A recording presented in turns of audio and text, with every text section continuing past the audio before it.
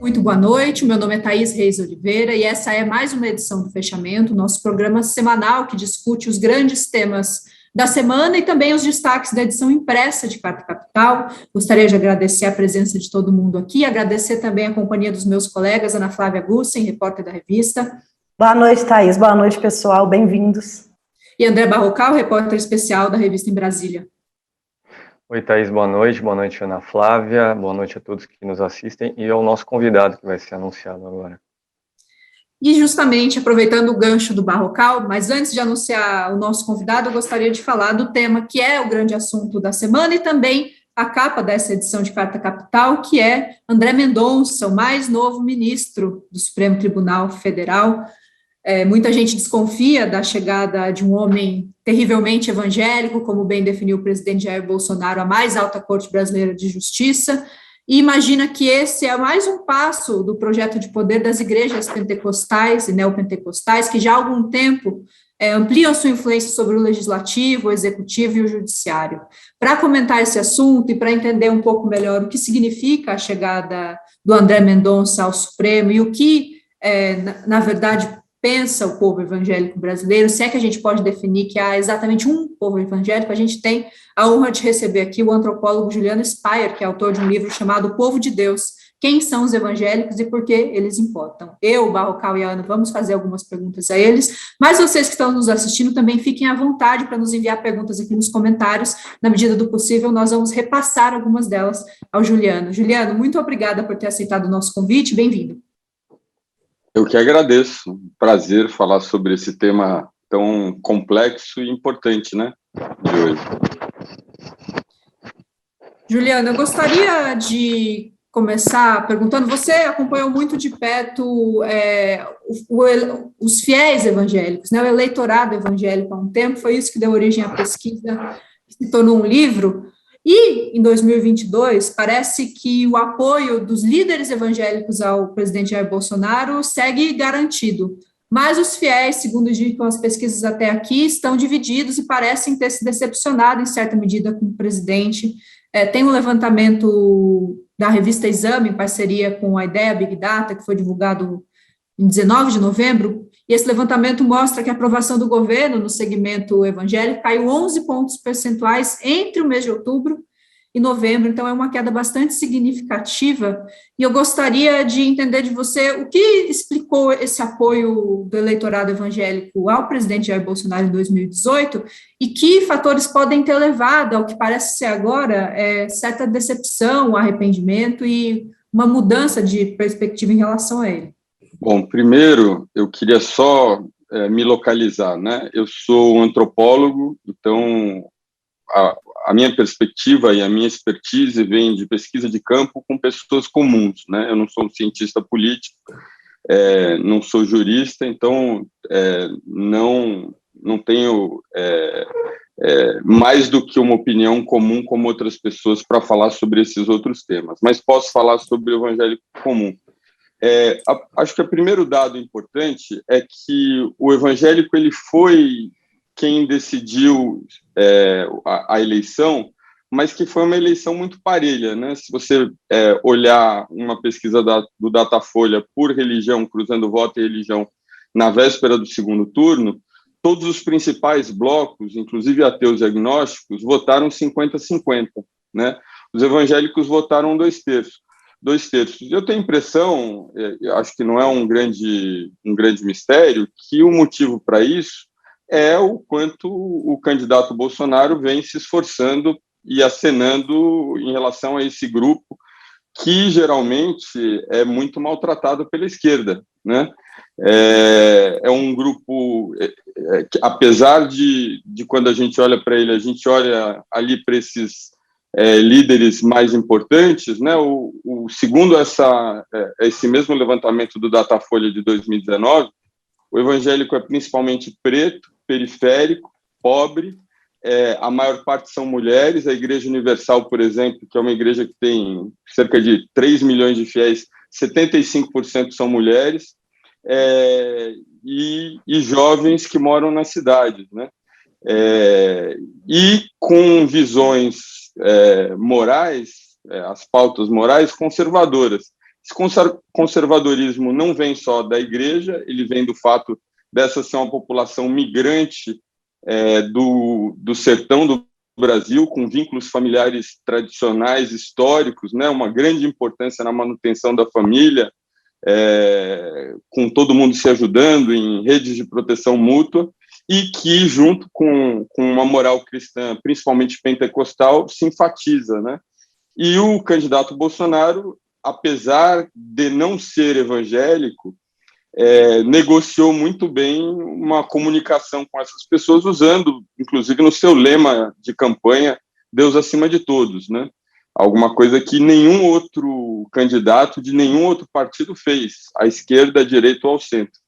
O seguinte, a gente tem percebido, a gente faz algumas pautas para tentar entender o apelo de algumas narrativas, né, de alguns temas. A gente tem, por exemplo, começa lá na Escola Sem Partido, né, que é uma pauta que tem muito apelo, inclusive vários deputados federais, senadores, eles se elegeram com essa pauta, prefeitos também. A gente tem o homeschooling, né, que agora tem uma frente enorme lá dentro do MEC. Então, assim, mas quando a gente para analisar essa narrativa, a gente vê que ela também, ao mesmo tempo, ela está sendo introjetada em outros países também. Então, é um movimento que me parece bem internacional. Apesar da gente ter um movimento muito forte, principalmente das igrejas evangélicas aqui que investem fora, mas o Brasil ele tem sido foco de investimento econômico e político. Eu queria te perguntar, vocês já fizeram esse follow the money? Vocês sabem os países, as igrejas ou os movimentos que estão mais investindo na América Latina e principalmente no Brasil para potenciar essas narrativas e fazer crescer bancadas políticas? Bom, obrigado pela pergunta.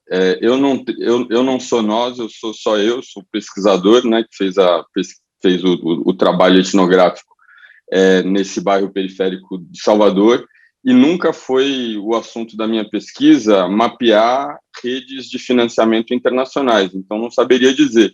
Eu saberia dizer sobre o cotidiano de de pentecostais e de protestantes históricos dentro desse contexto dos bairros pobres, né?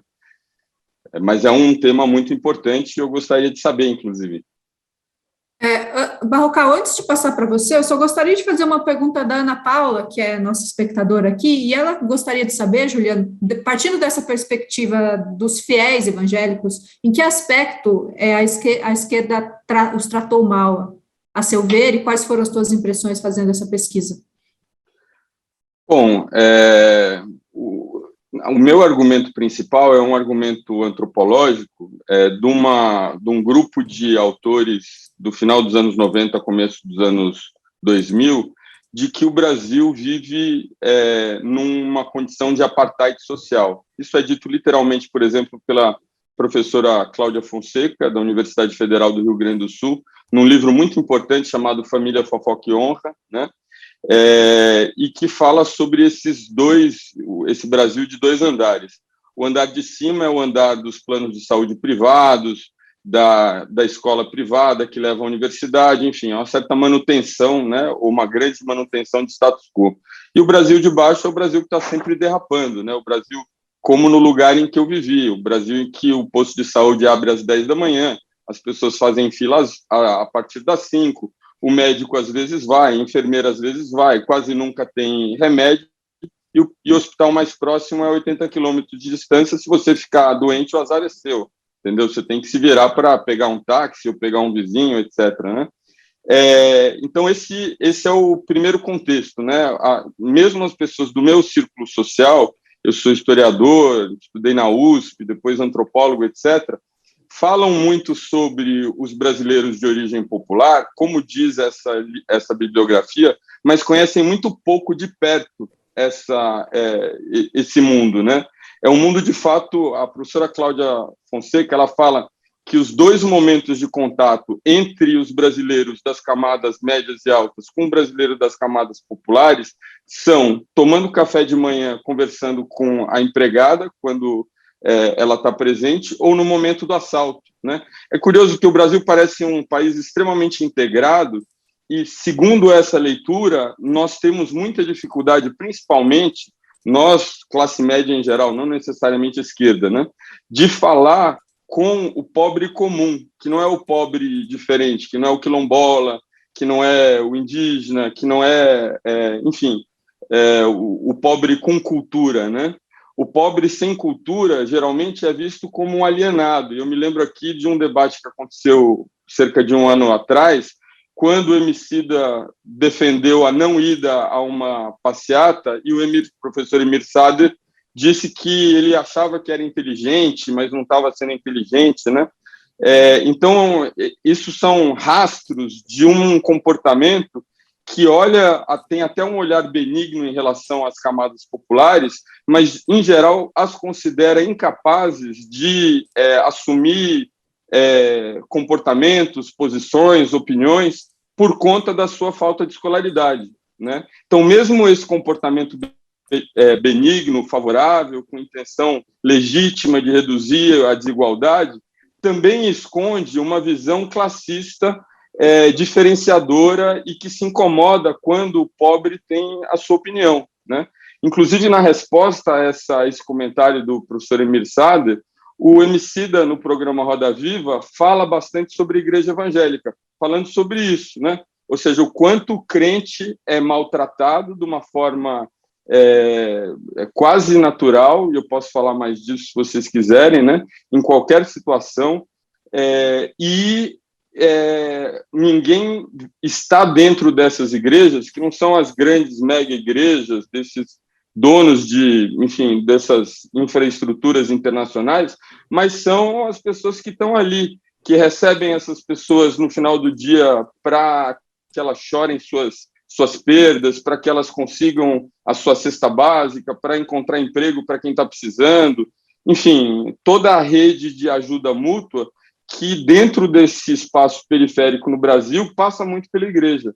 Então, nesse sentido, eu falo primeiro de um preconceito geral de classe, né?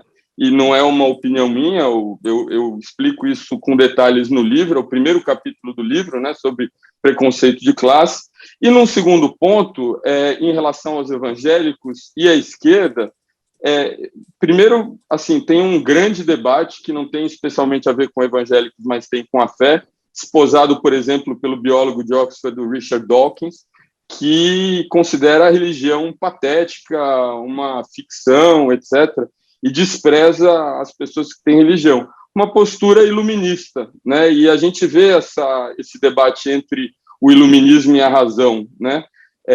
Você vê, por exemplo, a Benedita da Silva, Benedita da Silva, Marina Silva, sempre tiveram uma situação muito difícil dentro do Partido dos Trabalhadores, quando a Marina estava lá. A Benedita registra isso num documentário que eu não me lembro o título agora, mas ela fala, ela está sempre de um lado recebendo as pedradas dos colegas, dos companheiros de partido, e do outro lado recebendo as pedradas dos irmãos e irmãs da igreja, né? Então, esse é um assunto documentado, conhecido. Por um lado, tem a ver com essa visão iluminista em relação à existência de forças divinas, né? Um secularismo que está dentro do contexto das camadas médias cosmopolitas, e, por outro lado, se a gente for ainda mais adiante nesse iluminismo, dentro de uma perspectiva marxista, materialista, que acha que Deus não só não existe, como ele é uma forma de você dominar e controlar os pobres, né? Numa visão, geralmente, que quem tem nunca frequentou nem a periferia, nem uma igreja pentecostal, uma igreja protestante, né, nesses bairros. Juliano, você mencionou na sua primeira resposta uma pesquisa do Datafolha do início de 2020 que apontava que 30% da população brasileira aproximadamente é evangélica. E eu registro que ontem foi divulgada uma pesquisa de um instituto mineiro chamado Quaest, que é uma pesquisa que é feita nos mesmos moldes da Datafolha, de forma presencial, vai até a casa das pessoas, e essa pesquisa registrou 28% do eleitorado brasileiro evangélico.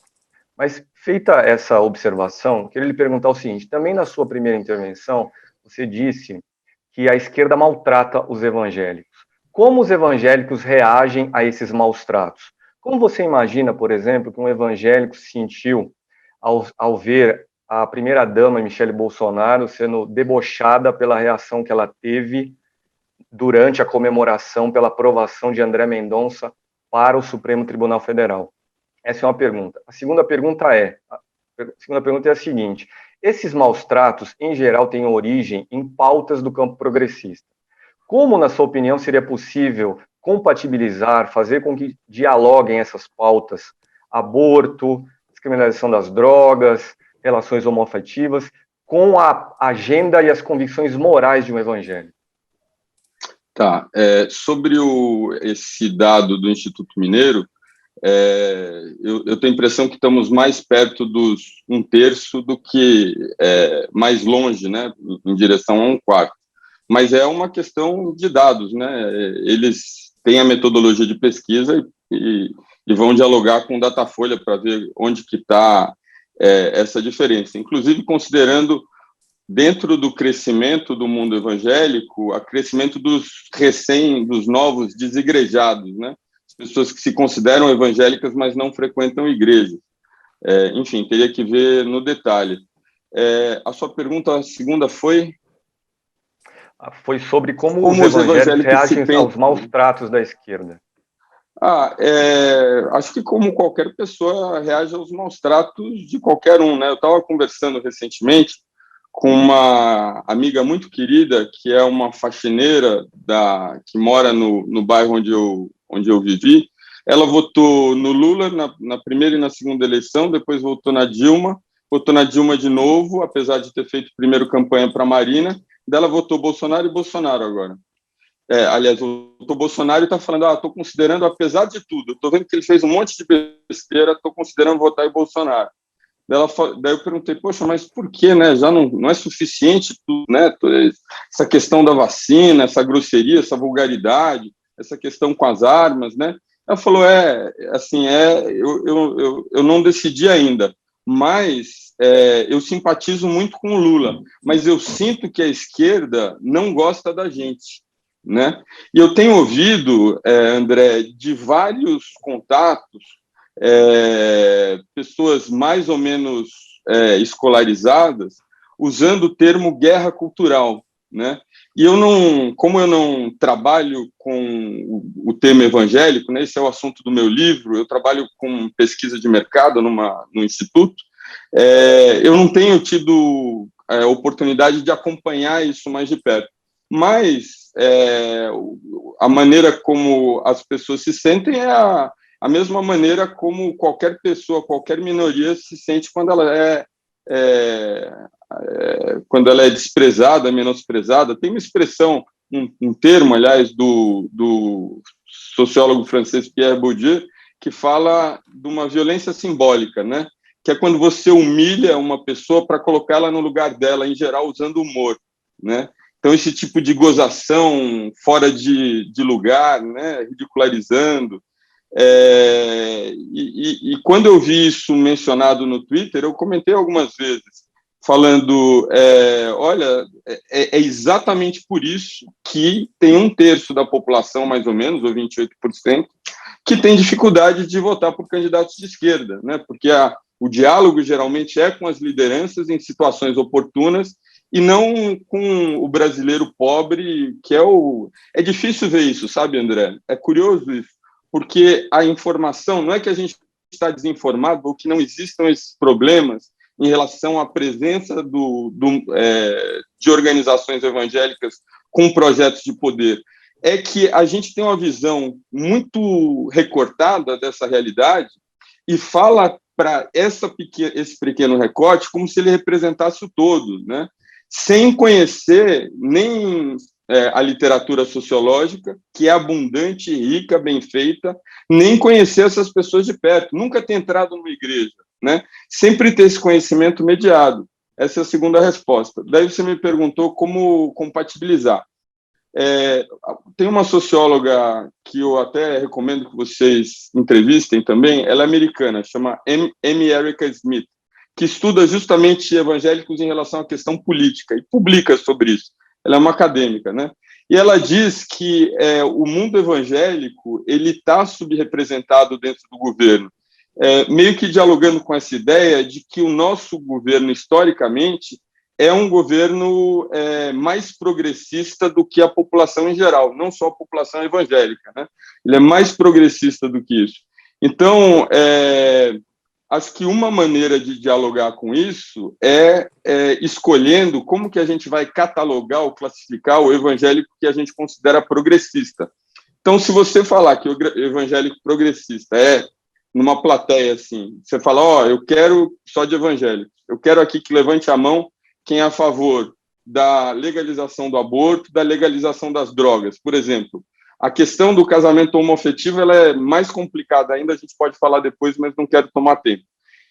Só nesses dois assuntos, você vai ter 4 pessoas numa plateia de 1.000, minha opinião, tá? Não é uma pesquisa, é só uma opinião.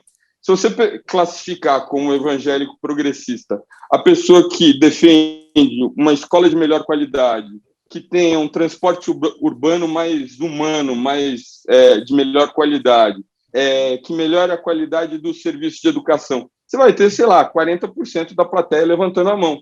Essa é a primeira parte da resposta, né? Ou seja, negociar com o diferente é o desafio, não é negociar com o igual. Mas eu estava ouvindo uma palestra do pastor Henrique Vieira, esse sábado, num grupo chamado República do Amanhã, e ele falou uma coisa muito interessante. E o Henrique Vieira é um pastor muito progressista, que defende justamente essas pautas, né? E que é muito... Ele é do PSOL, inclusive, né? Ele é do PSOL, e, além de tudo, tem, enfim, uma militância política dentro do movimento negro, etc., né? E ele falou o seguinte, porque esse é o público com quem ele dialoga. Ele falou, olha, nós, da esquerda, cometemos um erro em abrir mão de alguns termos e de algumas ideias. O termo amor, por exemplo, sabe? Como se amor fosse uma coisa brega, romântica, desnecessária. Ou o termo família, né? E com isso a gente se afasta da possibilidade do diálogo com essas pessoas, porque parece que nós né, do campo de esquerda progressista, somos antifamília. Isso é muito incentivado, e eu não tenho elementos para afirmar isso, né, mas como um observador, dentro dessa suposta guerra ideológica, por meio de disparos, enfim, não sei dizer, mas especulo, né, que justamente enfatizam e buscam a associação entre a esquerda e os valores opostos, a esquerda comunista, de uma forma rasa, em relação à oposição à família, por exemplo. E o Henrique pergunta, qual que é o problema da família? Né?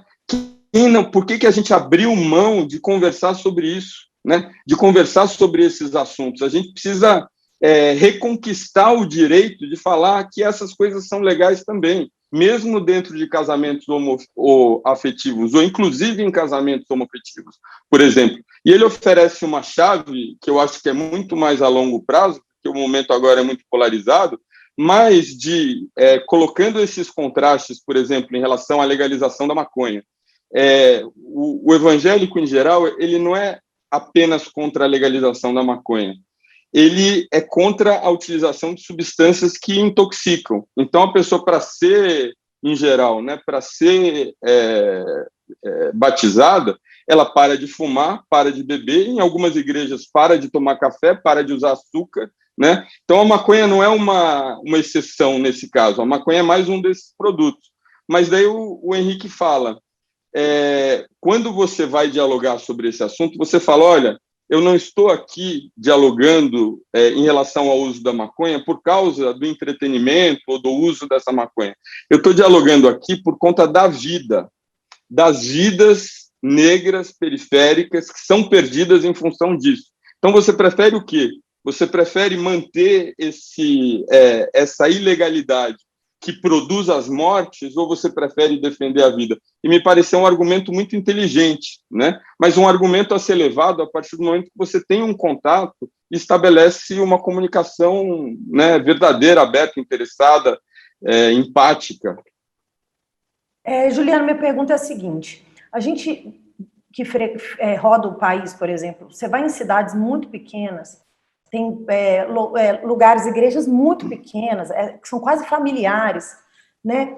E, enfim, pesquisas durante 2018, até pessoas que foram a campo, perceberam a presença da campanha do Jair Bolsonaro nesses locais, muito introjetada mesmo, né?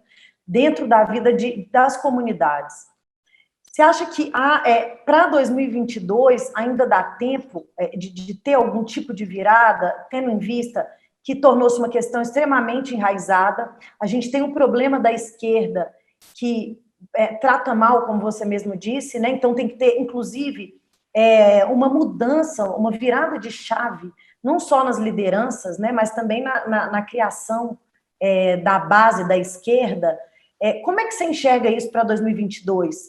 Você deu aí um exemplo Barrocal, como é que poderia trabalhar, né, a questão do discurso, mas você acha que dá tempo? Seria estratégico?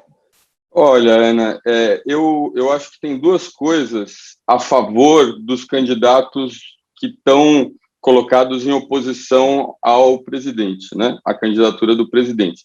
A primeira é a questão econômica, né?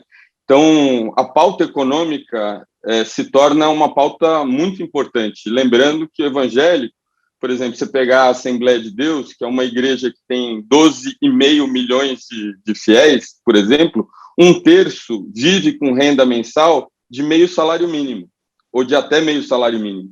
Então, nesse contexto de privação, de falta, de retorno a condições de fome, etc., esse é um argumento muito, muito forte, né? Tanto que as pesquisas têm mostrado mesmo um equilíbrio aí de interesses.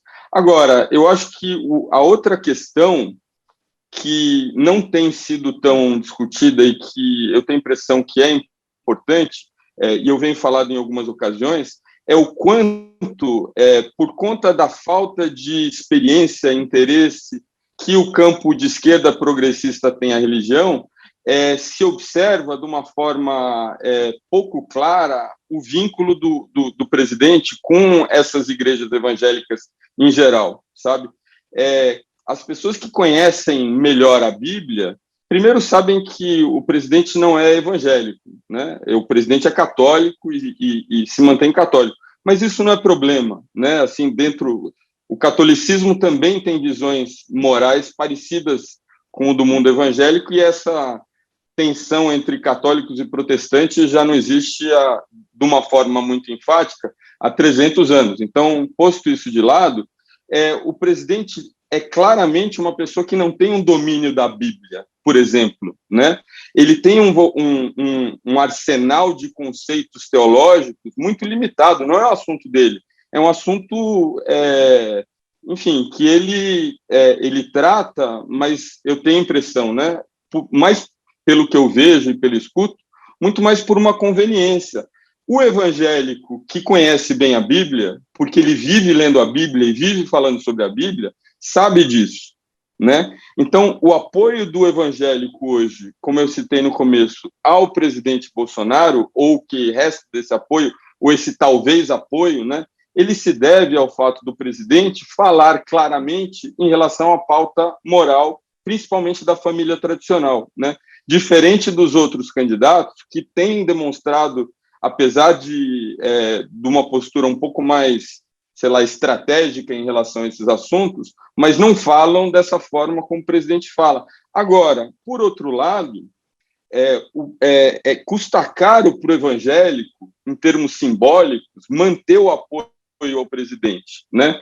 Pela maneira como o presidente, por exemplo, se comporta, não é um comportamento que é observado como sendo um comportamento de um cristão, né? Com uma maneira de falar rude, às vezes mal educada, grosseira, né? É uma coisa que você, no meu entendimento, dentro do que eu vi, é o oposto do que você encontra na igreja, né? Que geralmente as pessoas procuram falar melhor, aperfeiçoar a sua linguagem, evitam a todo custo usar palavrão, né? Defendem muito o estudo, a educação dos seus filhos. O segundo ponto mais delicado, eu acho que até pior estrategicamente, que foi debatido inclusive no contexto de 2018, é a defesa aberta que o presidente faz da ampliação do acesso a armas de fogo. Então, de novo, a gente não está falando de uma elite classe média branca, onde as ruas são relativamente policiadas. A gente está falando de um lugar onde, por exemplo, onde eu morei, a presença policial era ocasional, né? Às vezes tinha, às vezes não tinha, e algumas vezes aparecia muito com uma função de atacar determinados grupos de traficantes, e quem estava no meio que se virasse, que se escondesse, né? Então, para essa mãe, fundamentalmente negra, que vê o seu filho e sua filha, principalmente, indo e voltando da cidade, andando por lugares escuros, a presença essa ideia de popularização da arma de fogo é um pesadelo, né? Já foi isso mencionado em 2018, né, que o presidente ele não deveria conquistar os evangélicos, ele deveria conquistar as evangélicas, né? E nisso tem um trabalho muito legal, e eu recomendo também uma conversa com ela, da professora Jaqueline Teixeira, da USP, antropóloga também, que faz pesquisa de campo com evangélicas da Igreja Universal do Reino de Deus, que durante a campanha de 2018, essa é a pesquisa de campo da Jaqueline, que ela publicou, inclusive, numa entrevista à Carta Capital, numa entrevista ao Eu País, ela fala do quanto essas mulheres, que são 75% da igreja, enfrentaram ali a liderança da Igreja Universal no sentido de não evitar que a igreja esposasse a candidatura do presidente que acabou eleito, né? E que esse movimento dentro da Igreja Universal foi freado no momento em que o candidato Haddad, naquele momento, chamou o Edir Macedo de charlatão, né? E isso não tem a ver com o charlatanismo ou não do Edir Macedo, mas isso deu munição para as outras pessoas da igreja, outras mulheres e também homens, falarem para ela, então, você vai votar no candidato que é contra a gente, né? Então, eu tenho a impressão que, nesse momento, tanto a pauta econômica tendo se tornado mais importante do que estava, e, por outro lado, essa percepção da fragilidade do vínculo, né, entre o evangélico e o presidente, por conta desses motivos que eu falei, abrem brecha para, enfim, uma debandada desse voto para outros candidatos. Juliano, a gente está chegando aqui ao fim da entrevista, antes de nos despedirmos, eu gostaria de fazer uma última pergunta, aproveitando um gancho que um dos nossos espectadores levantou aqui. O Manuel diz que as igrejas pentecostais são a plebe, segundo ele, dos evangélicos, assim como os batistas ou os presbiterianos são de classe alta.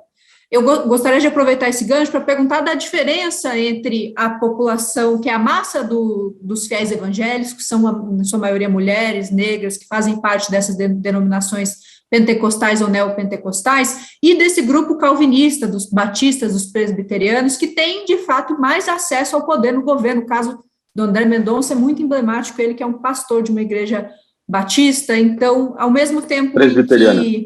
Isso, da presbiteriana. Ao mesmo tempo que essa diferenciação também se dá no acesso ao poder do governo, e em relação aos acessos à camada de poder dessa população evangélica mais pobre, marginalizada, negra, que, enfim, que são as populações mais vulneráveis. O que se depreende dessa diferença? Eu não lembro o nome da pessoa que fez a pergunta. Marcelo? Enfim, Manuel. O Manuel tem razão, né? Eu frequentei, ao mesmo tempo, como pesquisador, a Igreja Batista. Não é correto dizer que essas igrejas do protestantismo histórico, batista, metodista, presbiteriano, etc., não estão nos bairros pobres do Brasil. Estão sim, né? Inclusive, elas são uma porta de entrada via seminários teológicos para que essas pessoas que, de outro modo, não teriam acesso à educação superior, tenham acesso, né? Então, muitos desses pastores vêm da periferia e foram alçados, né, em termos de escolaridade, a uma outra condição, porque esses não só são seminários teológicos de nível superior, mas são de alto nível. Então, aprendem latim, aprendem grego, discutem filosofia, etc. Então, essas igrejas estão presentes. Agora, eu vou responder apontando dois lados dessa questão, né? O primeiro é que existe, sim, essa tensão entre pentecostais, né, que é um fenômeno muito importante, acho que o mais importante, os pentecostais é a única tradição do cristianismo fundada por um afrodescendente, né? E é uma tradição, historicamente, assim, do começo do século XX, né, envolvida com o povo pobre, né? Com uma linguagem popular, com uma teologia popular, para falar não sobre abstrações do que significa a Bíblia nas entrelinhas daquela fala de Marcos no capítulo tal, mas para falar sobre dor, sobre morte, sobre violência, sobre crime, sobre desemprego, né? Então, uma teologia que debate muito, ou que produz esse diálogo entre o que está escrito na Bíblia e o que está vivendo as pessoas, né? O que estão vivendo as pessoas. Por conta disso, existe do lado desses protestantes históricos uma visão que é claramente desconfiada e preconceituosa, como o Manuel disse, né? Por essas pessoas serem mais serem mais escolarizadas, inclusive teologicamente, né? Por outro lado, os pentecostais, que hoje são a imensa maioria, né, apesar de subrepresentados, eles contra-atacam esse tipo de visão. Eles não, assim, por um lado, têm uma ambição, principalmente dos pentecostais mais pobres, de evoluir teologicamente, uma certa, inclusive, admiração desse conhecimento teológico dos protestantes históricos. No entanto, eles contra-argumentam falando, olha, nós podemos ser menos versados teologicamente do que vocês, mas o fogo divino está na nossa igreja. Não, e eles chamam o culto protestante histórico de um culto frio, né? Contrário do culto pentecostal, que é um culto onde esse contato com Deus e com o Espírito Santo acontece de uma forma mais emotiva, por dança, por canto, por choro, etc. Ou seja, o fogo de Deus está presente dentro desses espaços. Agora, quando você fala em termos, por exemplo, da indicação do André Mendonça para o Supremo e a aprovação dele, eu acho que as barreiras entre pentecostais e históricos desaparecem, porque o que é valorizado ali é muito mais o fato de você ter um representante comum, né, com valores semelhantes ao seu, que passa a ter um cargo importante no país. Então, apesar da tensão existir, sim, os pentecostais são ativos, eles não são passivos em relação a essa visão dos evangélicos históricos, e, ao mesmo tempo, mesmo quando esses históricos são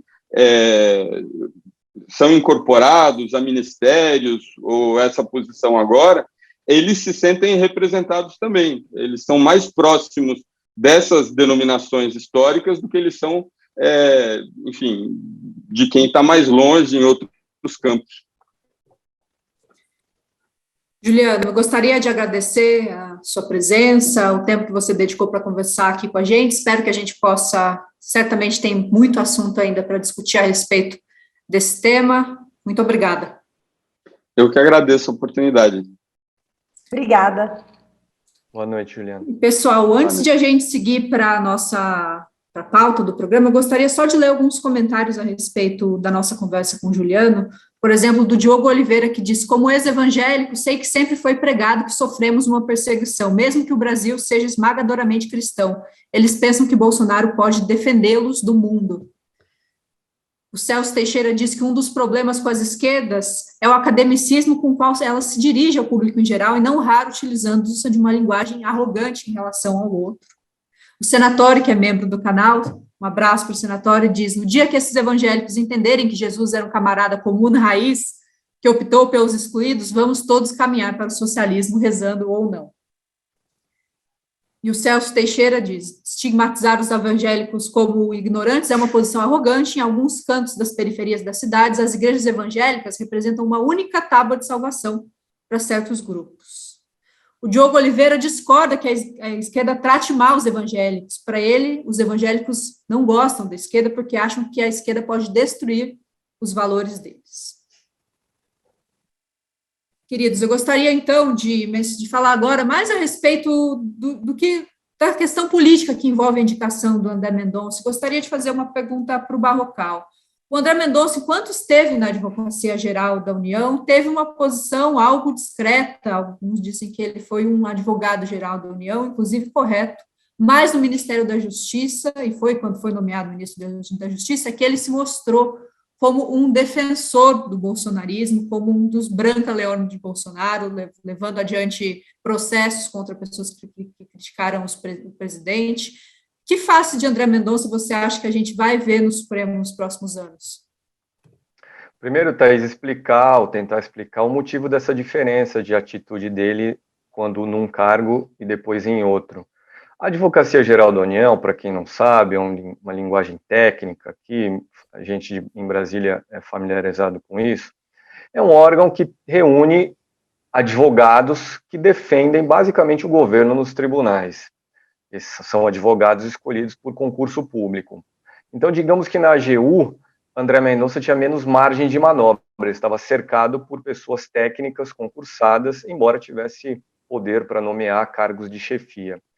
Já no Ministério da Justiça, ele tinha mais liberdade de ação, porque os cargos de confiança são em maior número, e os funcionários de carreira em menor número. Então, eu entendo que isso ajuda a explicar porque ele foi mais bolsonarista no Ministério do que na AGU. Sobre o que esperar dele atuando no Supremo, não tenho dúvida de que nos primeiros momentos, no mínimo nesse ano de 2022, André Mendonça, registro aqui, vai tomar posse no próximo dia 16, e logo em seguida o Supremo já vai sair de férias, aquela moleza de 40 dias de férias, só volta a trabalhar em 1º de fevereiro. Mas eu entendo que nesse primeiro ano, o ano de 2022, André Mendonça será fielmente bolsonarista para ajudar o seu padrinho a obter dividendos políticos com a nomeação dele, André Mendonça, para o Supremo Tribunal Federal, dividendos que possam ser obtidos e desfrutados, por exemplo, na eleição presidencial de outubro. A partir de 2023, caso o Bolsonaro não se reeleja, aí a conversa vai ser outra.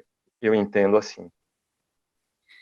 E, Ana, para além das questões religiosas, houve ali uma preocupação, especialmente em juristas e pessoas que do campo progressista que estão ligados à justiça, em relação à postura desses dois ministros nomeados até aqui pelo Bolsonaro, primeiro com Cássio Nunes Marques, que foi considerado no início, enfim, quando foi confirmada a sua nomeação como alguém de perfil garantista, os votos dele até aqui têm mostrado outra coisa, e em relação ao Mendonça, parece haver um consenso de que ele tende a defender as posições hoje mantidas pela Lava Jato.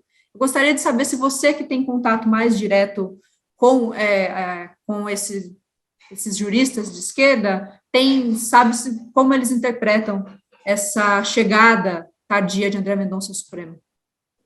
De fato, o André Mendonça ele teve um jantar com ex-procuradores da Lava Jato, com lava-jatistas, naquela época, antes de travarem a discussão do nome dele na CCJ, quando o governo ainda estava bancando ele, né? Porque nesses últimos 2 meses, o governo meio que parou de trabalhar por ele, né? Deixou as igrejas e as lideranças evangélicas fazerem o lobby.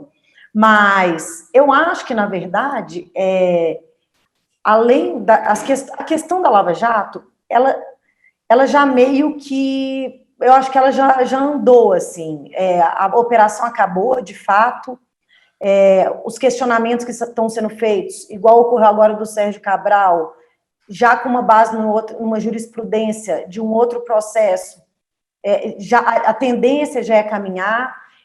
Eu acho que, particularmente, a preocupação que a gente deve ter ainda é com algumas pautas evangélicas que estão lá no STF, que é de muito interesse das igrejas, né?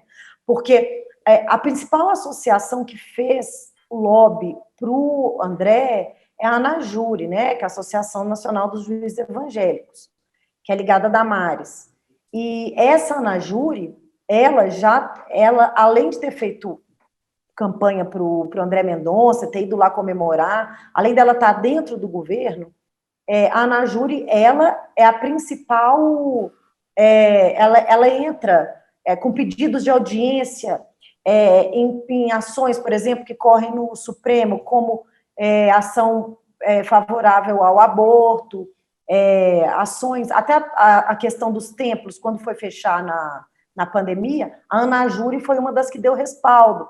Então, assim, é uma associação que atua dentro do Supremo, em pautas de interesse das igrejas, e a gente está falando das igrejas, assim, a gente está falando dos políticos mesmo, né, e que fez campanha e aliada do André Mendonça. Então, essa agora é a minha maior preocupação, porque eu acho que a Lava Jato, a gente tem que continuar de olho, mas eu acho que não tem mais tanto rescaldo, assim, não tem mais como render tanta coisa, até na própria questão do ex-presidente Lula, né?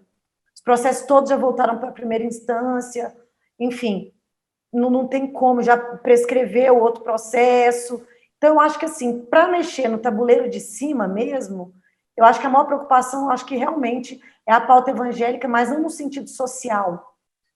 Mas eu acho que essas pautas políticas, econômicas, de questão de imposto também, entendeu? De dívida de imposto, justamente por causa disso.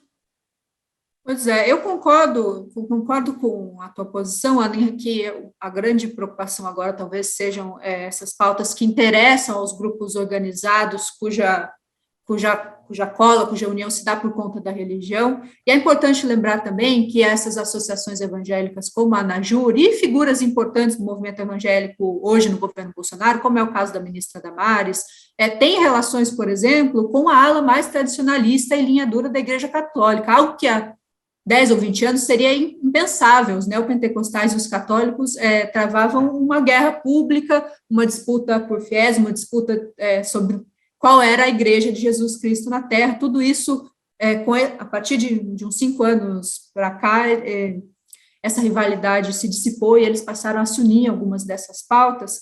E eu acho que, para além das questões que envolvem direitos, que envolvem questões morais, tem uma questão de conservadorismo político e econômico muito forte aí, e tem uma notícia recente que ilustra esse fenômeno, que é o fato de um estudo que foi encomendado pelo governo Bolsonaro para subsidiar uma nova reforma trabalhista, cujo chefe foi o Ives Gandra Martins, que é um católico fervoroso, ligado ao Opus Dei, ligado às alas mais tradicionais das igrejas evangélicas, com muito trânsito dentro do governo, e esse texto propunha, entre outras medidas, o trabalho aos domingos e a proibição do reconhecimento de vínculo empregatício entre os entregadores e motoristas que prestam serviço hoje para os aplicativos e esses aplicativos de fato.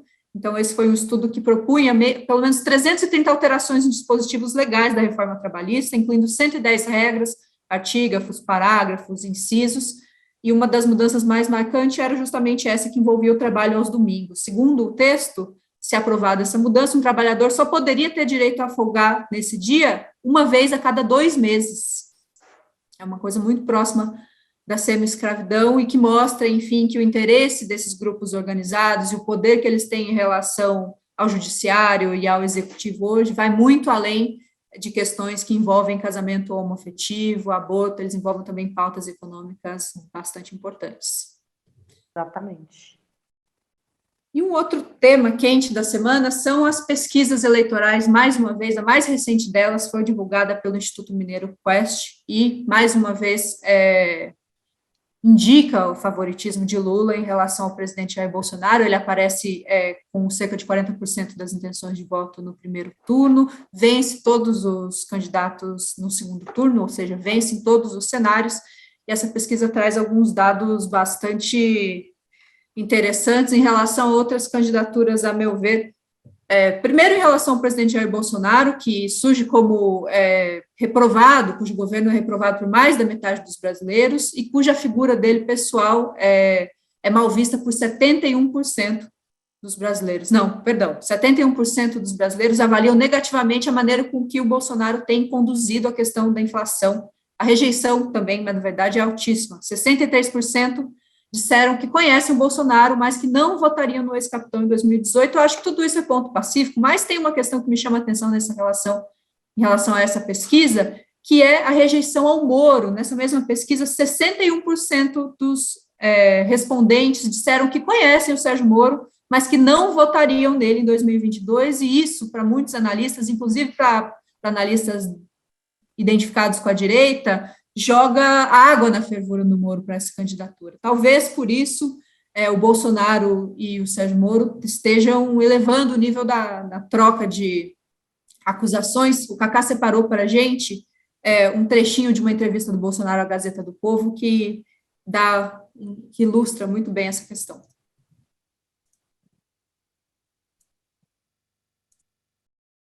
Por exemplo, o Lula falou que vai recolher as armas. Mas eu não entrego. O Moro também falou que ele podia ser mais rígido, né?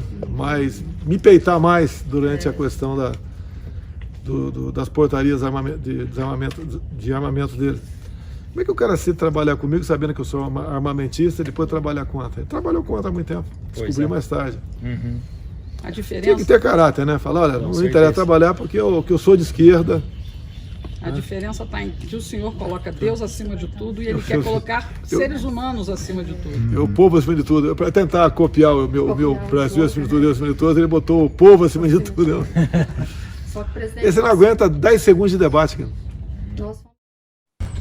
E só fazendo uma correção, antes essa declaração foi dada num secadinho, não foi dada a entrevista na Gazeta do Povo, foi uma confusão que eu fiz em relação a alguns vídeos que a gente tinha, mas o Sérgio Moro também respondeu a essa declaração do Bolsonaro. O Cacá separou esse corte com a gente, vai mostrar agora. O presidente se incomoda porque ele quer desviar o foco, né? Na verdade, quando ele faz essas estripulias, seja em relação a mim, seja em relação a qualquer pessoa, o que ele quer que as pessoas esqueçam? A inflação. Né? Desculpe aqui, eu não quero ser ofensivo para ninguém. Esse governo é muito ruim. Né? Esse governo é tão ruim porque normalmente é muito fácil um governo se reeleger. Porque você está na máquina. Se você faz um governo minimamente bom, você consegue se reeleger. O presidente está com medo, né? E com isso, ele quer ficar desviando o foco das pessoas. Por isso fica lá ofendendo, não só a mim, ele ofende todo mundo, a todo tempo. Né? Um parece dizer que o outro está com medo, né? Um acusa o outro de ter medo de um enfrentamento nas eleições de 2022. Eu queria ouvir a Ana primeiro, mas também estender a pergunta ao Barrocal. Os números agora indicam que a gente deve temer, ou que os candidatos concorrentes devem temer a candidatura do Sérgio Moro em 2022, ou tudo não passa de espuma? Não, eu não acho que seja espuma, eu acho que a gente ainda tem bastante tempo, né? Mas devido aos 60% que você comentou, também não é uma coisa ganha, né? Tem muito oba-oba, tem um interesse de parte da imprensa também, tem interesse também de setores da economia em bombar o nome do Sérgio Moro. Mas eu fiz umas contas aqui com a pesquisa da Quest. Por exemplo, quando você vai ver, peraí, deixa eu pegar aqui a conta que eu fiz. O Sérgio Moro, na verdade, ele está puxando votos do Jair Bolsonaro, né? O Lula, ele perde de 1 a 2% quando o Bolsonaro sai e fica só com o Moro. Já o Bolsonaro, ele tende a perder mais quando ele disputa diretamente com o Moro. Agora, como eu disse, não tem como dizer que ele não é um candidato viável, até porque tem grandes mercados, a própria imprensa está querendo bancá-lo como terceira via, ele ainda não é uma terceira via, ele não está viável nesse momento, né? Já passou o Ciro ali um pouco, mas eu não acho que seja só espuma e também ainda não é viável. Eu acho que a gente está nesse limbo aí de fim de ano, ele acabou de entrar, os nomes acabaram de ser colocados na disputa, a gente está aí com 11 nomes como pré-candidatos à presidência, entendeu? Sendo testados. Eu acho que ali para fevereiro, março, a gente vai saber melhor como é que... Porque disso também vai depender as negociações dos outros partidos, né? Se o PT e o PSB fecharem mesmo a federação, ela altera o jogo em vários estados, puxando o Alckmin para o Lula, já dá mais uma... Eu acho que vai dar também um certo fôlego, maior ainda, para o ex-presidente Lula, e a tendência é desidratar esses nomes de terceira via que estão parados ali em quarto, quinto lugares. O Dória tende a perder com isso, o Ciro tende a perder com isso, sem contar que os dois também estão perdendo voto para o Moro. O Moro tirou voto também do Ciro e do João Dória. Eu acho que a tendência é ficar Lula, Bolsonaro e Moro, e o Moro sem bombar, assim. Eu não vejo ele no segundo turno. E você, André? Primeiro, gostaria de chamar a atenção, vamos voltar a falar de evangélicos, que Sérgio Moro convidou o presidente da Associação Nacional de Juízes Evangélicos, Uziel Santana, para ser o seu coordenador do núcleo evangélico, coordenador de sua pré-campanha para os evangélicos. E o doutor Uziel Santana licenciou-se da associação. Em relação à pesquisa Quest, é interessante notar que Sérgio Moro não tira voto nem de Lula nem de Bolsonaro. O que Sérgio Moro faz é encarnar uma terceira via que até agora foi incapaz de reunir todo aquele eleitorado que não quer nem Lula nem Bolsonaro eleitos. Segundo essa pesquisa, nós temos que 45% aproximadamente dizem preferir que vença Lula, enquanto 24% dizem preferir que vença Bolsonaro, e outros 24% dizem preferir que não vença nem Lula nem Bolsonaro.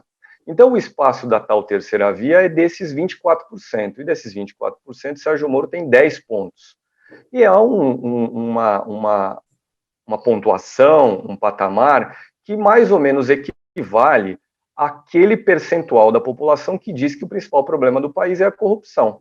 Segundo essa mesma pesquisa, 9%, de 9 a 10% entendem que o principal problema do país é a corrupção. E é esse patamar que hoje Sérgio Moro tem nas intenções de voto, segundo essa mesma pesquisa. O que nós vamos ver proximamente, aliás, já estamos vendo, é uma guerra entre Moro e Bolsonaro, porque embora Moro, por essa pesquisa, não tire voto de Bolsonaro, o eleitor potencial de Moro também é o eleitor de Bolsonaro. Então, Moro terá de tirar votos de Bolsonaro para tentar chegar a um eventual segundo turno contra o ex-presidente Lula. Essa é a avaliação, por exemplo, do Felipe Nunes, cientista político da Universidade Federal de Minas Gerais, que é o sócio principal dessa consultoria, a Quest. E fico aqui também, só para terminar, com outro comentário acerca dessa pesquisa, uma avaliação feita por outro cientista político, é o Jairo Nicolau, da FGV. Disse o Jair Nicolau que hoje o grande desafio de Jair Bolsonaro é recuperar o eleitorado pobre das grandes periferias, das grandes cidades do Brasil, eleitorado que esteve com Bolsonaro na eleição de 2018, o abandonou pouco a pouco, especialmente em razão da economia, e esse eleitorado hoje tem migrado para o ex-presidente Lula. A Ana mencionou aqui no início desse tópico uma questão que essa pesquisa e as pesquisas eleitorais recentes que têm sido publicadas têm mexido o tabuleiro também em outras candidaturas que buscam esse lugar da terceira via, e aparentemente uma ala do PDT tem questionado a viabilidade do Ciro e busca flexibilizar os palanques estaduais. A Ana tem acompanhado um pouquinho essa história, eu gostaria que ela falasse a respeito. Sim, essa conversa surgiu no Ceará, em uma reunião. Aí eu conversei com algumas lideranças do PDT. A questão é a seguinte, quando você tem uma candidatura majoritária, acaba, obviamente, da parte do ponto de vista financeiro, ela leva grande parte do fundo partidário. E tem também aquela necessidade de estar coligado, porém, o Ciro além dele estar desagradando grande parte da militância e de outras lideranças pedetistas com a estratégia escolhida pelo João Santana e por ele, eles também temem que, subindo no palanque dele, eles possam vir a perder votos. A gente tem um caso, por exemplo, que é interessante, por exemplo, o caso no Rio de Janeiro, né? No Rio de Janeiro, a gente tem o Marcelo Freixo, com o PSB, e a gente tem o Rodrigo Neves, que está no PDT, mas que era do PT. Eu não estou falando que foi ele que me falou isso.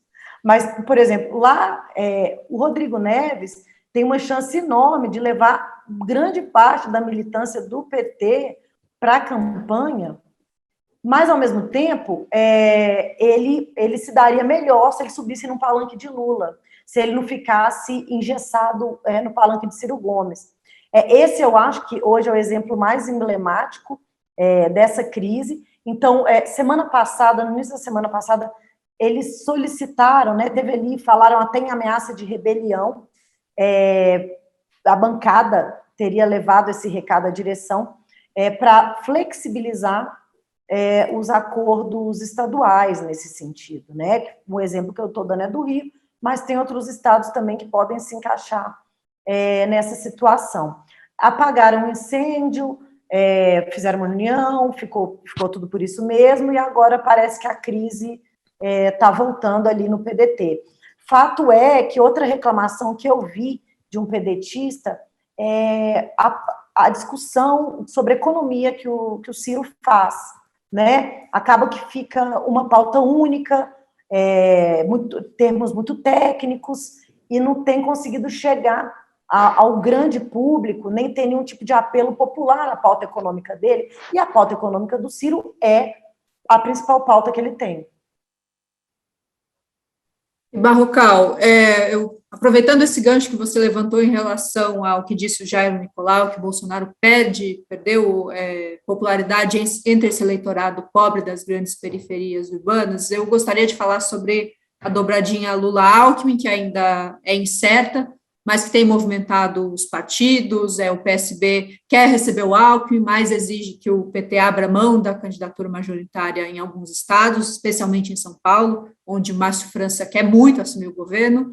Alckmin, pressionando o PSB, hoje indicou que pode se filiar à Solidariedade do Paulinho da Força. O Paulinho da Força diz que está pronto para recebê-lo, mas, de qualquer maneira, embora devagar, parece que essa aliança está caminhando. Qual é? E acho que para certa ala do eleitorado de esquerda ainda é difícil entender por que o Lula precisaria de um vice feito Alckmin, e o que um cara feito Alckmin teria a agregar à candidatura do Lula. E você que fez uma matéria de capa a esse respeito na semana passada, poderia nos dizer por que essa aliança é tão buscada e parece, pelo menos por ambos os lados?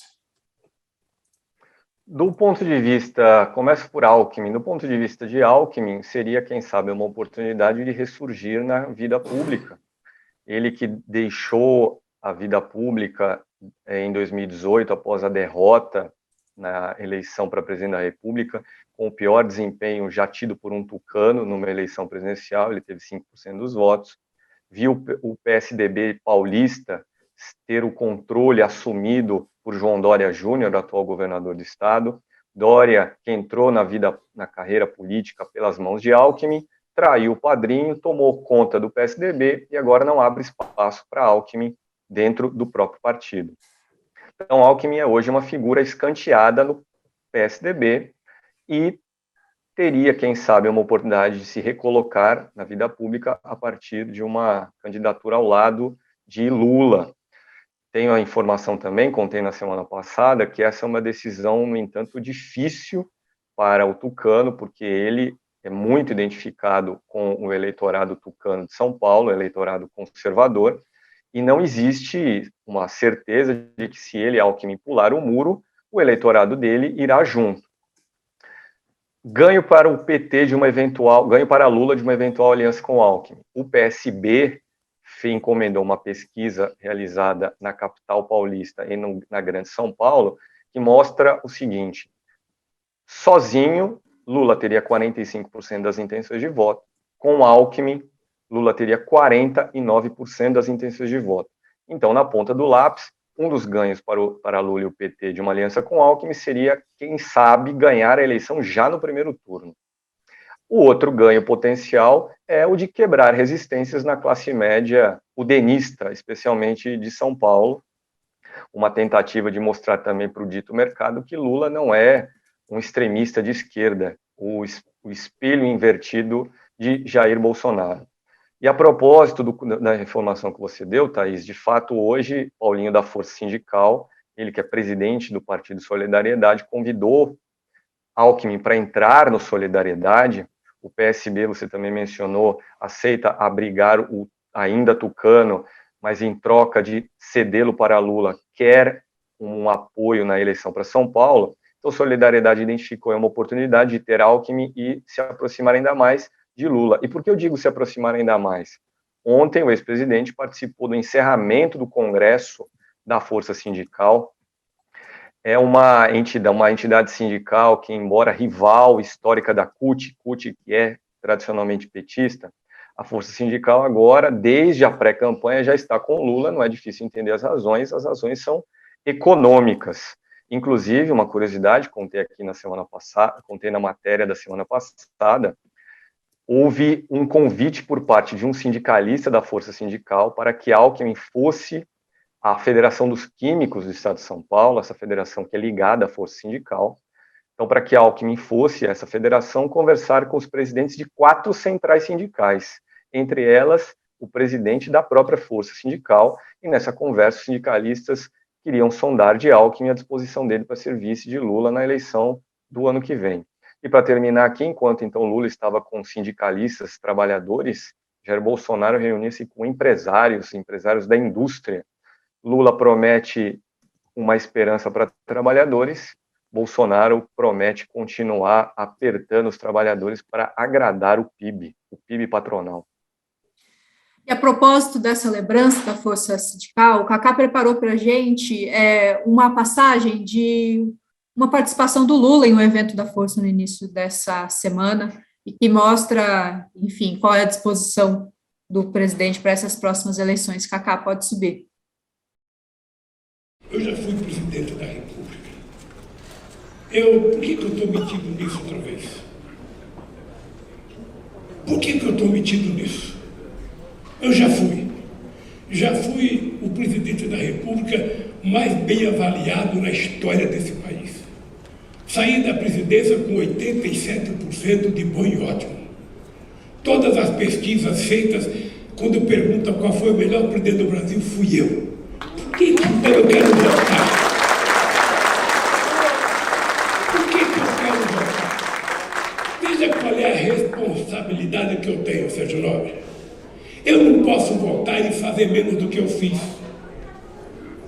Eu não posso voltar. Mas eu tenho que voltar para fazer mais. Significa que nós vamos ter que trabalhar muito mais. Significa que a gente vai ter que enfrentar outra vez os nossos adversários com muito mais força.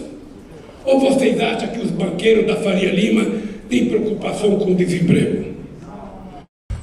O Lula tem, nesses discursos, chamado a atenção tem mirado o futuro, tem falado da necessidade de fazer coisas que ele não fez nesses anos de governo. Mais um dos flancos dessa candidatura, e um flanco que tem sido explorado por muitos críticos, é o fato de considerarem uma volta do Lula um retorno ao passado. Sérgio Moro mencionou isso, numa entrevista recente, Marina Silva mencionou isso. Segundo ela, Lula de volta seria uma volta ao passado. Eu gostaria de ouvir de vocês se vocês imaginam que essa é uma percepção que pode prejudicar o Lula no futuro, porque a campanha de 2018, embora não tenha tido a presença do Lula, afinal ele estava preso, também tentou reeditar o passado. O slogan da campanha de 2018 era o Brasil feliz de novo.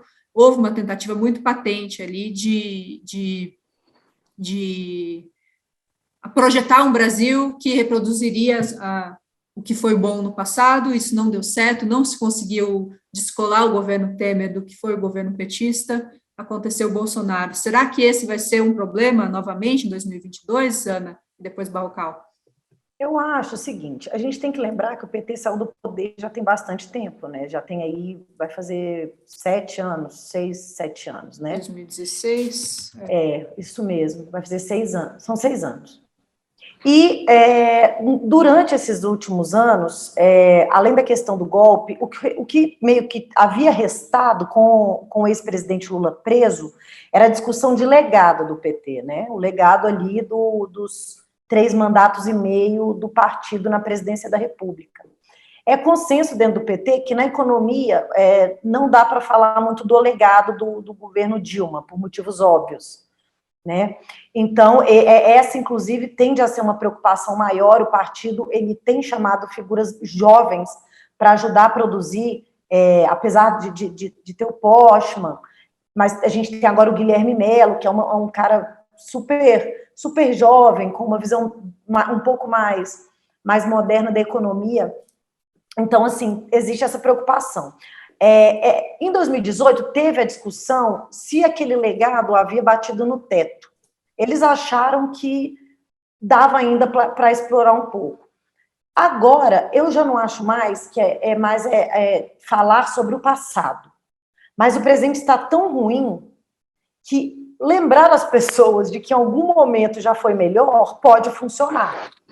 E quem for bater nisso, eu não sei se não vai ter sucesso, porque a situação das pessoas está péssima, o sistema de bem-estar social, ele desmoronou, né? A fome, ela voltou, aumentou o número de desempregados, agora deu uma recuada, mas a gente sabe por quê, porque aumentaram os precarizados, né?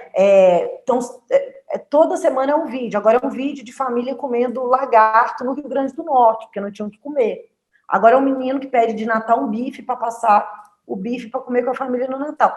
O Juliano, ele estava aqui na entrevista, ele falou, se quiser conversar com o povo evangélico, principalmente que a maioria é mulher, preta, de comunidade, fala da fome, fala da economia. Então, olha como é que converge, né? Então, a situação está ruim. Eu acho que o PT, no âmbito da economia, ele vai tender a falar mais para o futuro, até porque o último programa da Dilma, ele não é bem visto, ele não é bem quisto, e ele não é bem falado até dentro do próprio partido. Agora, as outras pautas, eu acho que se levantar, pode trazer uma memória positiva para o eleitorado, porque a situação está muito ruim, mas eu acho que na questão econômica, a tendência é dar um salto para frente, não ficar falando de legado, não.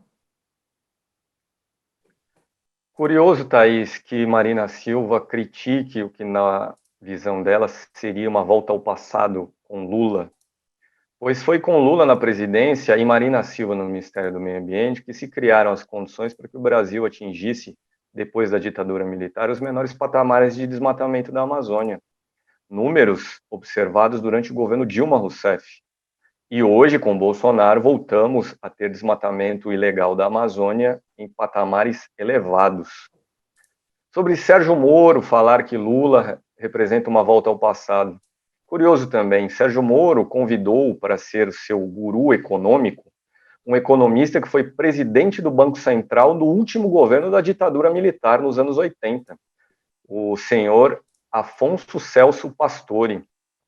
E Bolsonaro, vamos reforçar também, já é uma imensa volta ao passado. O passado dessa mesma ditadura militar, essa ditadura da qual Bolsonaro tem saudade. Bolsonaro, com a sua proposta de uma nova reforma trabalhista, significa uma imensa volta ao passado. Significam termos de relações laborais anteriores à CLT introduzida no governo Getúlio Vargas, nos anos 1930. Então, essa lei trabalhista, essa nova reforma trabalhista, ela vai resgatar um passado de quase 90 anos se entrar em vigor. E em relação a Lula e a economia representarem uma volta ao passado, me baseio agora no que vou dizer, mais uma vez, nessa pesquisa Quest divulgada essa semana. O grande trunfo eleitoral de Lula nesse momento é a memória de que no governo dele as pessoas viviam melhor do que hoje. A fome no Brasil atualmente, ela está na casa de 55%, em graus variados. Esse é um dado divulgado este ano com base em um cenário de 2020. Então, segundo essa pesquisa, em dezembro de 2020, nós tínhamos apenas 45% dos brasileiros com segurança alimentar e 55%, portanto, mais da metade da população, com algum grau variado de insegurança alimentar, desde aquele grau severo, não tenho nada para comer, até aquele grau mais leve, que é, gostaria de comer mais, não posso, queria fazer 3 refeições, mas estou fazendo 1,5. O salário dos brasileiros, dos trabalhadores brasileiros no mês de setembro, esse é um dado divulgado recentemente pelo IBGE, é o menor desde 2012. Por que é o menor desde 2012? Porque nós temos visto a economia brasileira andando para trás, nós temos visto uma grande informalidade. Informalidade significa emprego de má qualidade que paga mal. Então, essa memória do que foi o governo Lula, a última época, nos últimos anos, aqui talvez no século XXI, em que os brasileiros tiveram uma vida melhor do que a atual. Então, voltar ao passado nesse caso seria uma coisa boa, seria voltar para uma situação muito melhor da que se vive atualmente. Eu gostaria de chamar a repórter Fabiola, né, que é a nossa repórter em Recife. A Fabiola fez para essa edição da revista uma matéria a respeito do aumento da violência contra menores durante a pandemia e vai falar também a respeito de um especial que ela conduziu para essa edição. Fabiola. Olá, amigos de Carta Capital. Convido vocês a conferirem na edição impressa desta semana uma reportagem sobre o aumento da violência contra crianças e adolescentes. É uma pesquisa publicada recentemente que traz dados de 2019 até junho deste ano. Além disso, temos também um especial sobre a retomada do turismo, sobretudo no Nordeste, que historicamente sempre é procurado. Então, vai lá, o caderno está super bonito, está bem legal, vai conferir e é uma dica para quem está querendo viajar com segurança. É isso, gente. Até a próxima. E a Ana Paula Souza, que é editora da Seção Plural, trouxe também comentários a respeito das principais pautas envolvendo cultura dessa edição. Oi, pessoal, boa tarde, boa noite. Essa semana eu vou falar do pacote completo de Plural. A nossa matéria principal é um texto do Mino Carta sobre o Inferno, do Dante Alighieri, que está sendo publicado aqui no Brasil, nova tradução, uma série de textos acompanhando o livro. E o Mino tem lá suas observações não exatamente positivas sobre o livro. A gente tem também uma matéria do Lucas Neves sobre a internacionalização das artes cênicas, dança, teatro. Esse é um movimento que não é novo, ele também é restrito, mas ele tem ganhado novas nuances com essa crise do financiamento aqui no Brasil. Então, alguns grupos têm conseguido rentabilizar a sua atividade fazendo apresentações, principalmente na Europa, e o Lucas foi tentar entender esse movimento. Aí a gente tem também um perfil do Antônio Carlos e Jocafe, uma dupla que existe há mais de 50 anos e que tem aí uma série de novidades para 2022. Por fim, tem um registro da biografia do João Cabral de Melo Neto, que é uma biografia muito, muito interessante, muito bem escrita e surpreendente para quem tem do João Cabral a imagem do poeta super sisudo. O livro acaba sendo super divertido. Queridos, algum tema que vocês acham relevante, acham importante que a gente acompanhe, ficou de fora dessa conversa, vocês gostariam de destacar, começando pelo Barrocal? Antes, Thaís, de destacar um tema, gostaria de convidar a todos para que amanhã, às 16 horas, venham ao canal de Carta Capital no YouTube para o programa Poder em Pauta, que terá como entrevistado o deputado federal Marcelo Ramos, ele que é vice-presidente da Câmara dos Deputados, é do PL do Amazonas, mas decidiu deixar o partido, porque Bolsonaro entra no PL por uma porta, ele, Marcelo Ramos, vai sair pela outra porta. E, para encerrar a minha participação hoje aqui, eu gostaria de falar sobre o ProUni. Essa semana, o presidente Jair Bolsonaro baixou uma medida provisória que altera as regras do ProUni. ProUni, que é aquele programa que combina bolsa e isenção fiscal para que estudantes possam cursar faculdades privadas. E uma das condições para essas bolsas e essas isenções fiscais era que os estudantes fossem egressos da rede pública. E o que Bolsonaro fez agora foi abrir as portas do ProUni para estudantes da rede privada de ensino. Ou seja, quem já tem dinheiro e estuda em escola particular, agora vai tomar vaga de quem é mais pobre e estuda em escola pública. Está aí mais uma volta ao passado de no governo Jair Bolsonaro. E você, Ana? Minha dica, na verdade, eu vou fazer um serviço. Tanto tempo, né, que a gente não fala aí em serviço. Sobre a portaria do governo federal, né, com base nas indicações da Anvisa, né, sobre as entradas, né, das pessoas no Brasil depois do surgimento dessa nova variante, né, da Ômicron. Depois que o Bolsonaro, na verdade, enquanto o Bolsonaro criticava o passaporte vacinal, falando que nunca ia pedir isso no Brasil, a portaria estava sendo baixada, né? Então ele fica vendido ali mais uma vez, né? Para quem estiver vindo de avião para o Brasil, vai ter que fazer uma quarentena, se não tiver vacinado, tem que fazer uma quarentena de 5 dias, e para os vacinados tem que trazer o passaporte da vacina e ter tomado a segunda dose até 14 dias antes da viagem. E por via terrestre, tem que trazer o comprovante de vacinação com dose única ou a última dose, até 14 dias, ou teste negativo de Covid. Eu acho importante a gente falar sobre isso, porque a gente está chegando no final do ano e a gente não quer que o país vire um destino do turismo antivacina, né? Que era o que estava sendo planejado aí pelo próprio presidente da República, que eles querem, né? Dinheiro entrando e cepas de Covid rolando, basicamente. Então, achei uma medida relevante, apesar dos questionamentos, quanto aos 5 dias, né, de isolamento, mas eu acho que a gente, dessa vez, deu um passo na direção certa.